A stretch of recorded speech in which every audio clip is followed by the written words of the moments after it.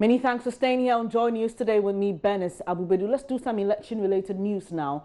The Women's Situation Room Ghana says it has deployed 120 focal persons to key hotspots across the 10 regions in Ghana to monitor and report threats and incidents of violence in these areas to facilitate swift dispute resolution before, during and after the 2016 elections. According to the group comprising eminent women across various sectors, initial reports received so far have centered around how great conflicts between supporters of the two main political parties, the MPP and the NDC.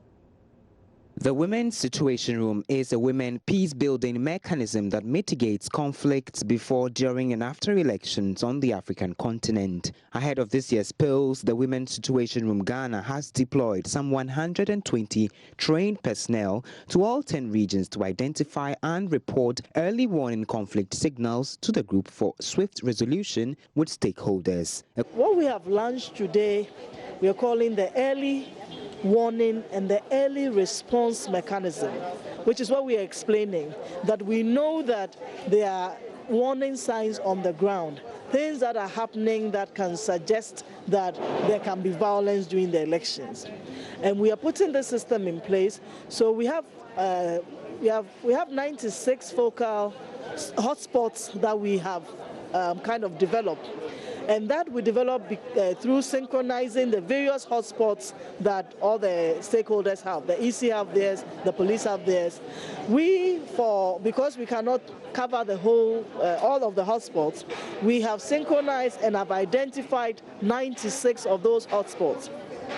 And for those hotspots, we have trained 120 individuals who we have assigned to those spots. So they are watching. What do you mean? We've actually taken them through training. So mediation skills, identifying some of these signs, and when it happens, what should you do?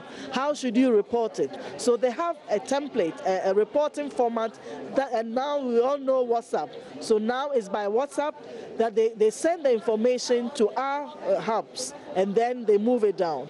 So when they identify these things, we pull them together and pass them on to the eminent women who will decide or give us directions as to how to respond to them.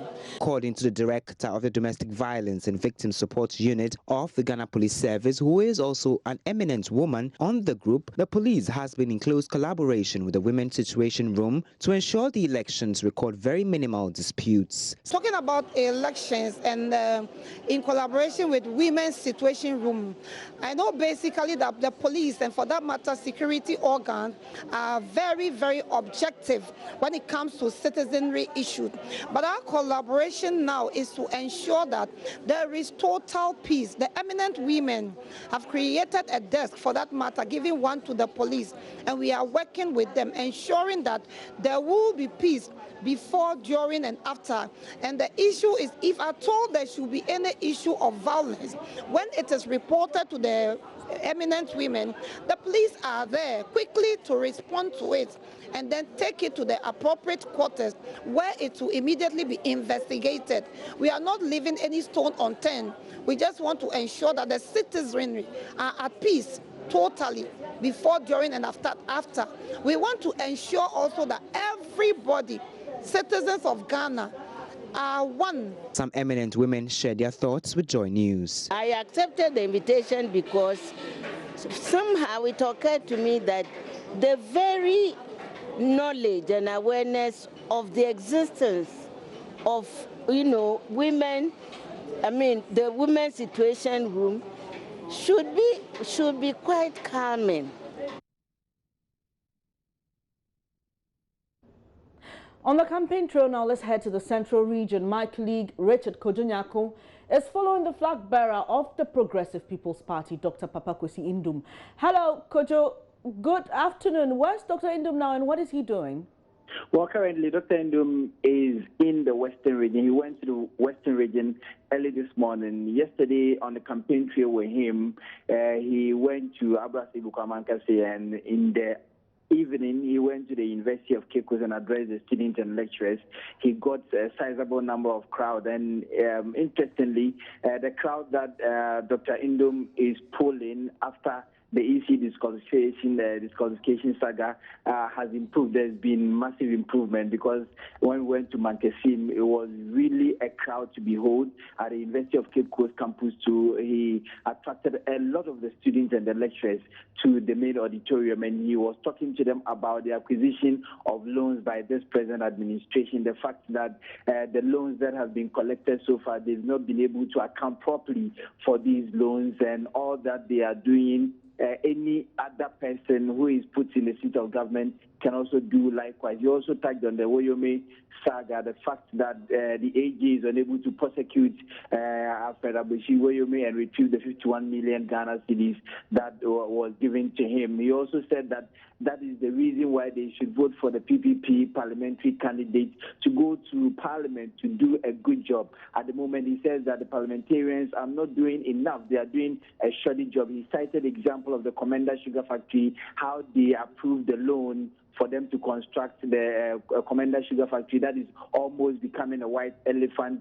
There are no raw materials to feed that factory. He also told them that the PPP knows the needs of the Ghanaian and will be able to do something better for them instead of the NPP and the NDC that have disappointed them. So basically, we ended in the Gomua East constituency, where he addressed the people late in the night. So today, he is in the western region of Ghana. All right. Thank you very much, Richard, for those updates. Now let's go to the eastern region. Maxwell Kudako, he's following the MPP's Nanado Dankwa Akufo-Addo. Hello, Maxwell. Well, we've lost him on the line, unfortunately. We'll try to get him for our subsequent bulletins. You're watching Joy News today with me, Benis Abubedu. We'll take a quick break. When we come back, we have more stories. Please don't go away.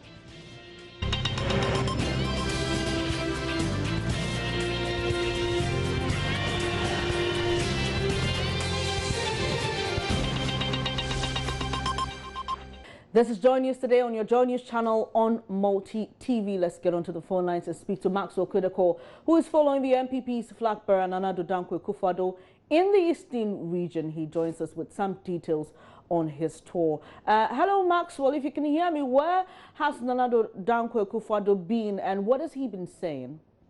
Well, I can hear you, Claire. But Nanado has been in the Ayenswano constituency.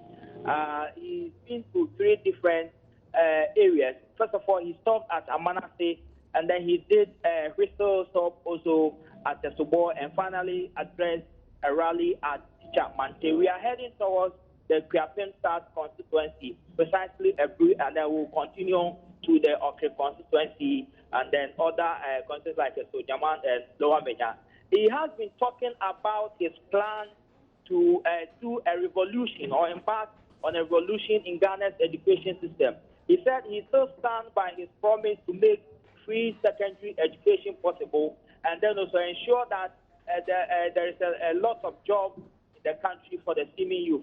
He said that he's going to concentrate on adult education so that the elderly who were not able to went through the formal education will also have the opportunity to acquire knowledge through the adult education program. He talked about the fact that the MPP brought the Maslow, but then presently the NDC government is nearly collapsing Maslow. He said the next MPP administration would devote 30% of the Maslow fund to women who are in business, just to support women in business and also create livelihood empowerment among women.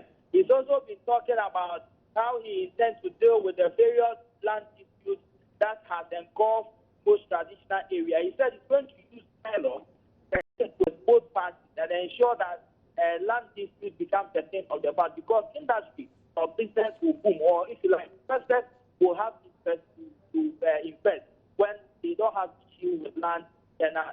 So basically, this is what Nanado has been talking about. We are moving straight up to the Kapenta constituency, and then we continue to the other constituencies. Maxwell, how long is he staying in that region?